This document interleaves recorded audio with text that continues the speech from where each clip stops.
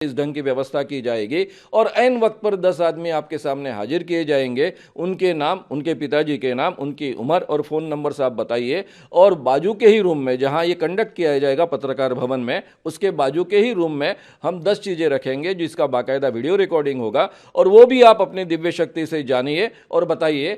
2 बार ये कंडक्ट किया जाएगा क्योंकि पहली बार गलती हो सकती है, इसलिए रिपीटेशन की आवश्यकता है। और दिव्य शक्ति तो आप बार बार रोज उसका उपयोग करते हो, इसलिए आपको कोई प्रॉब्लम नहीं होना चाहिए। और दोनों बार अगर आप 90% से ज्यादा करेक्ट कहते हो तो अखिल भारतीय अंधश्रद्धा निर्मूलन समिति का 40 सालों से जो आह्वान दे रहे हैं उसका भी 30 लाख रुपए का पारितोषिक है, वो आपको मिलेगा। अगर आपको पैसे नहीं चाहिए तो वैसे ही आप आइए, केवल दिव्य शक्ति सिद्ध करने के लिए आइए। और 2 बार आप अगर ये सिद्ध कर पाए 90% करेक्ट, तो मैं आपके चरणों पर माथा टेकूंगा, आपसे माफी मांगूंगा और हमेशा के लिए अंधश्रद्धा निर्मूलन समिति का काम, जो समिति गए 40 सालों से काम कर रही है, कहती है कि हम धर्म के खिलाफ नहीं, भगवान के खिलाफ नहीं, लेकिन धर्म और भगवान के नाम पर जो लोगों के साथ में ठगी करते हैं, उनका शोषण करते हैं, उन लोगों के खिलाफ यह समिति काम करती है। और आज तक हजारों बाबाओं, मांत्रिकों, शरीर में देवी लाने वाले शरीरों यानी लोगों को और ज्योतिषियों को हमने एक्सपोज किया है, बड़ों बड़ों को नागपुर से खदेड़ा है। इसीलिए नागपुर को पोलखोल शहर कहा जाता है।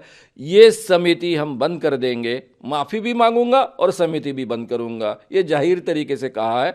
इसलिए अपने आप को वो शेर कहते हैं, उन्होंने आना चाहिए, नागपुर में आना चाहिए। हमारा कोई बंद कमरे का दरबार नहीं है, उनको सामना करना चाहिए। हमारा मुंह फट अपने कैमरे पर कोई भी चैलेंज कर सकता है। लाखों लोग आते हैं, लाखों लोग हमारे सामने दरबार बागेश्वर बालाजी के दरबार में बैठते हैं। वो आएँ, जो हमें प्रेरणा लगेगी वो हम लिखेंगे और जो कलमबद्ध करेंगे वो सत्य निकलेगा। हमें अपने इष्ट पर इतना भरोसा है, उनको आना चाहिए। 8 तारीख को पहले बाकी जो वीडियोस उपलब्ध है उसके आधार पर, और 10 तारीख को नागपुर में जो उनके दरबार भरे और प्रेत दरबार भरे, उनके वीडियोस के आधार पर ये शिकायतें की है।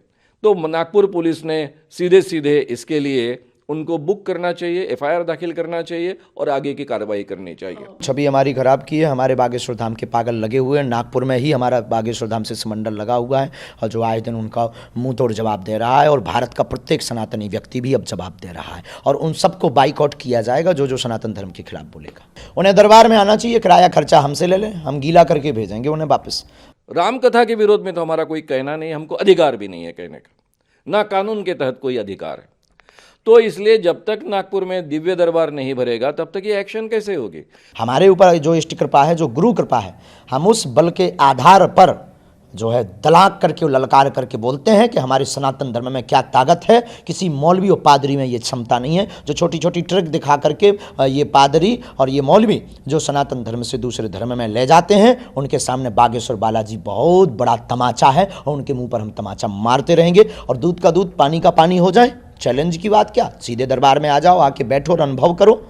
लाखों लोग आते हैं, उनसे पूछो, उनसे अनुभव करो। वो बुद्धू थोड़ी है, हम किसी को बुलाते नहीं हैं, हम किसी कोई दावा नहीं करते हैं। हमें जो इष्ट कृपा होगी हम वो लिखेंगे, जो हमारे गुरु की कृपा होगी हम वो लिखेंगे, जो हमारे हनुमान जी प्रेरणा देंगे हम वो लिखेंगे। और जो भी लिखेगा हमें इष्ट पर भरोसा है वो सच और सत्य निकलेगा। अगर ये अंधविश्वास है अपने ईश्वर की, अपने आराध्य देव की और सनातन धर्म का प्रचार करना अगर अंधविश्वास है तो प्रत्येक भारत का सनातनी जेल जाना चाहिए, वरना ये मुंह चलाना बंद कर देना, वरना ठटरी मारेंगे। चमत्कार का प्रयोग प्रदर्शित कर कर अगर कोई आर्थिक प्राप्ति करता है तो सीधे सीधे कानूनन अपराध है।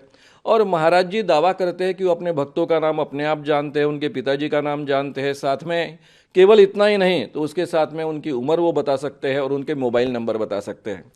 भक्तों के घर में कौन सी चीज़ कहाँ रखी है ये भी वो बता सकते हैं। ये दिव्य शक्ति है, इसको इंट्यूशन कहा जा सकता है, टेलीपैथी कहा जा सकता है और कहीं भी जाकर देखने की क्षमता, इसको क्लेरोवैंस कहते हैं। दुनिया में आज तक ये सिद्ध नहीं हुई। तो ये चमत्कार है, ये चमत्कार वो कर कर बताने का दावा करते हैं। उनके वीडियोज़ में सब जगह उपलब्ध है और प्रचार प्रसार कानून अपराध है। तो इसके आधार पर उनको सीधे सीधे ये कानून की धारा लागू होती है। ये कानून की धारा जो होती है वो 3(2 ऐसा कहा जाता है, 3 नंबर का 2 सेकंड पार्ट इसको कहा जाता है। साथ में यानी धीरेन्द्र महाराज जी दावा करते हैं, उनके भक्तों के सामने कहते हैं कि तुमको जादू टोना किया, टोटका किया, किसी ने किया, रानी नाम के व्यक्ति ने किया।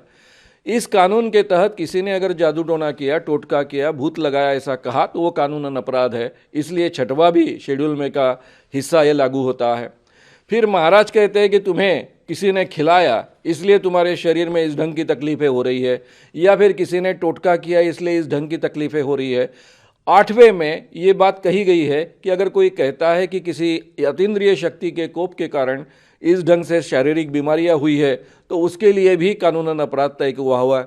इसलिए ये तीनों की तीनों शेड्यूल में की 2 नंबर की, 6 नंबर की और 8 नंबर की धाराएं एक्चुअली उनको लागू होती है जादू टोना विरोधी कानून के तहत।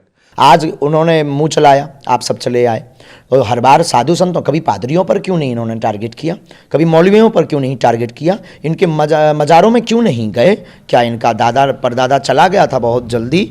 उनके घर पे भी कभी जा कर के देखो, नानी याद आ जाएगी। यह भारत देश इतना विचित्र देश है, यहाँ पर सनातनी हिंदू, सनातनी संत और सनातनी भक्तों पर टारगेट उठाना, उंगली उठाना बहुत सरल है, पर दूसरे धर्म के बारे में वो लोग जो है चीपटा नहीं करते, क्योंकि उन्हें पता है भारत में रहना मुश्किल हो जाएगा। इसलिए हम हिंदुओं को जगाने की बात करते हैं। बहुत बड़ी मिशनरियाँ पीछे लगी हैं, जिनके करोड़ों रुपए खर्च हुए हैं धर्म बदलवाने में, उन्होंने ही हमारे ऊपर यह टारगेट किया है। वामपंथी है, और हम यही कहेंगे दूध का दूध और पानी का पानी हो जाए।